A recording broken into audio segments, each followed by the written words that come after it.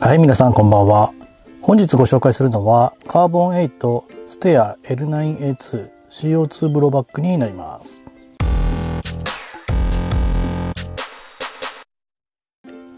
実銃はステア社がグロックに対抗すべく開発したポリマーフレームオートの軍用拳銃ステア M があって、その中のモデルの一つになります。ステア L9A2 は 9×19mm 弾を使用するロングのスライドを持つモデルになります。実銃は他にミドルサイズの M9A2 やあとコンパクトサイズのですね C9A2 があるようです。ステア社の銃は AUG が有名ですけれど、ハンドガンについて私知識はなかったんですね。2023年の8月にカーボン8からこのステア L9A2 が発売されると告知されて、そのインパクトある見た目とカーボン8の CO2 の魅力や、さらにはステアのハンドガン、これに興味があって予約してしまいました。その後発売が延期されて、予約から約半年後の2024年2月にようやく届きました。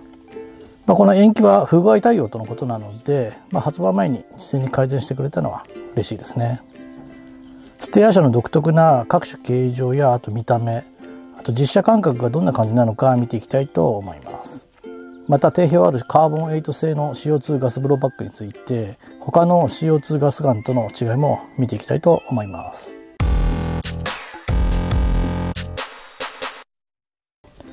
手にした印象ですけれども、まず感じたのはいかついというイメージですね。今まで見たことのない形状に少し感じました。銃前方のフレームの高さがあるのが印象的です。銃の前方は四角くて武骨な感じですが、グリップ付近はですね、流線形で複雑な形状が今までにない感じがします。よく見るとスライドとフレームの色合いと質感が違うのも印象的です。あとグリップは握りやすいですね。こちらのですね、えぐれ具合が非常に特徴的です。スライドの高さが低くてハイグリップに握り込めるのも良い感じがしました。エルゴノミックなグリップと謳われているだけのことがあります。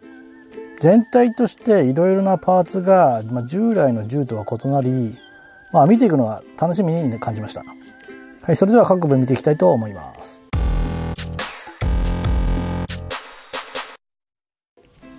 マズラ9ミリ弾を使用する形状です。インナーバレルが黒色なので目立たなくていいですね。あと銃前方から見ると四角い作りなのが強調されますね。ただよく見るとですね、このスライドのパーティングラインが残ってるんですね。ちょっとこちら気になりますね。フロントサイトとリアサイトともに別パーツですね。あとフロントサイトの形状が三角形なのも特徴的です。あとリアサイトもですね、台形に抜かれていて、このサイトピクチャーもですね、非常に特徴的だと思います。スライド前方と後方にはセレーションがあります。スライド左側の刻印はこの通りです。ステアのロゴとですね、あとですね、正式ライセンスに基づく刻印が入っています。フレーム前方にも、こちらこれセレーションなんですかね。フレーム下部には 20mm のレールがあります。フレームにはですね、パーティングラインがありますけれども、実銃もありますね。あとこちらのレールは、シュアファイの X300 レプリカですけれども、このような前からスライドするタイプも、このように入ります。意外と似合いますね。トリガーガード前方にはセレーションが入っています。トリガーの形状は長さや幅ともにですね、太めでトリガーセーフティーがついているタイプになります。トリガープルは独特な感じで少し重く感じます。スライドストップは左側のみで小さめですけれども、グリップの近くなので非常に扱いやすいと思いました。あとこちらスライドストップはスチール製になります。マガジンキャッチは左側のみです。こちら細長い形状ですね。あとマガジンキャッチの上部、こちらがですね、削られており、マガジンキャッチ使用時やグリップ時の親指部分が収めやすくなっています。グリップは非常に特徴的で、グリップパネルとですね、あとバックストラップ、こちらが変更可能になります。バックストラップは S、M、L、グリップパネルは S、M のサイズが用意されており、好みの形状に変更できます。グリップのですね、ここのピンを抜くことで交換が可能です。私はバックストラップを S に変更しました。グリップパネルも真っ平らな S サイズも持ちやすかったんですけれども、M サイズのですね、ここの膨らみですね。これが良くて M サイズにしています。グリップは前方がセレーションで、このグリップパネル部分はですね、ステップリング。後方はチェッカリングといった全て違う形状で、グリップ力や持ちやすさはかなりあります。グリップパネルにもステアのロゴが入っています。このグリップとですね、あとスライドは非常に近くて、この薄いスライドですね。これは CZ シリーズに似ている部分がありますね。実用ではこのフレームのえぐれによるハイグリップで、リコイル低減やグリップ力向上につなげているようです。このえぐれ部分のビーバーテールは非常に特徴的だと思います。スライド右側の刻印はこの通りになります。実用より若干少なめですけれども、入っている刻印はリアル刻印ですね。エキストラクターは別パーツですかね。金属ではなさそうです。チャンバー上部にはこちらですね、隙間があって、こちらは M&P9 と同じローディングチャンバーインジケーターの役割をしています。金色のパーツが見える、ローディング状態を表していますね。フレーム右側中央にトリガーロックドラムがあります。付属されている専用キーでトリガーのロックと解除が可能です。グリップ右側上部にですね、こちらですね、内部フレームのシリアルナンバーが見える穴が開いています。こちらも実銃仕様で非常に珍しい形状ですね。ただスライドにはですね、シリアルナンバーが入ってないんですね。またCIP のニトロプルーフマークなども入っていません。マガジンの相談数は22発です。こちらは CO2 形式なので、こちらのベースストッパーをずらしてマガジンバンパーを外します。そしてこの中にあるボトムスクリューを回してボンベを装着します。あとこちらにですね、改造防止のピンが入っています。それでは通常分解したいと思います。マガジンは抜いておきます。こちらまずですね、このトリガーロックドラム、こちらを押しながらディスアッセンブルレバーをですね、回して下向きにします。そうすると若干スライドが前に動きます。このスライドをですね、引いてそのまま前に抜くと、このようにスライドとフレームが分解できます。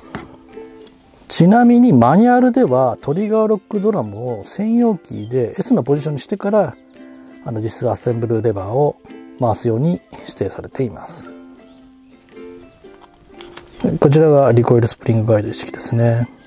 リコイルスプリングガイドは樹脂製ですね。はい、こちらがアウターバレル一式になります。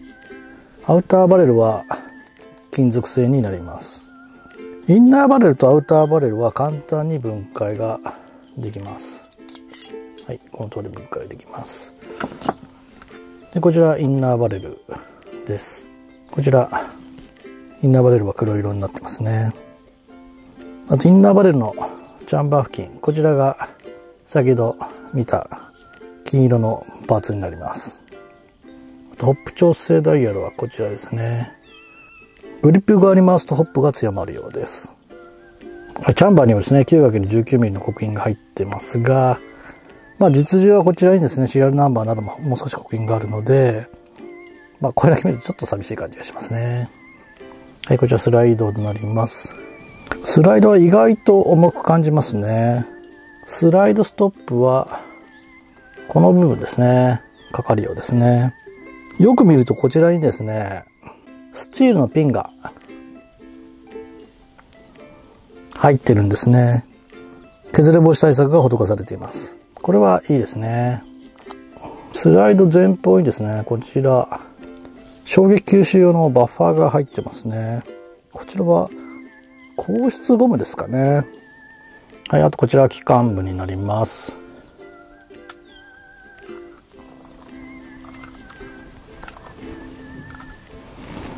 はい、ハンマーやバルブノッカーやとノッカーロックですかね。こちらスチール製ですね。スライドストップも含めてスチールパーツは結構多いですね。あとこれ戻す時なんですけれども、スライドをはめるのにですね、結構硬いので初めご注意してください。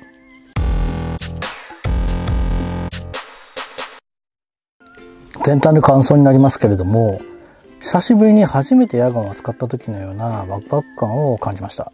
というのも、あまり見たことのない珍しい銃を扱ったような感じがしたからです。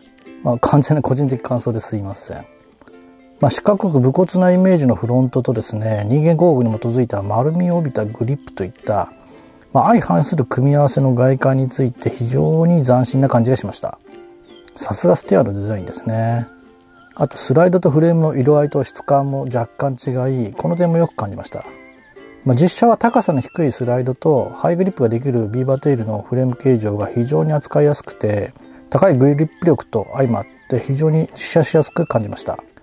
また三角形のサイトピクチャーも私は狙いやすいと思いました。これも良いと思います。ただ近距離の命中精度はそこそこでした。サイトピクチャーには慣れが必要かもしれませんね。正式ライセンスに基づくリアル刻印も良くて、チャンバー上部のローディングチャンバーインジケーターや内部フレームのシリアルナンバーが見える穴などの再現も嬉しいポイントですね。あとバックストラップとグリップパネルのサイズが変えられるのも良いと思います。リコイルは CO2 ならではの激しいリコイルを味わえます。今まで実写 CO2 ガスガンの中では波の強さかなと思いました。というのも CO2 の強いリコイルもグリップが良いのとハイグリップのおかげで良くも悪くもリコイルをうまく吸収できているからかもしれません。アウターバレルが金属製のおかげで、あと実写時のキーンという金属音が非常に響くのも良いです。初速は毎秒80メートル以上出る場合もありますが、毎秒70メートル台に急に落ちたりと差が結構ありました。トリガーを専用キーでロックする仕組みも得意ですね。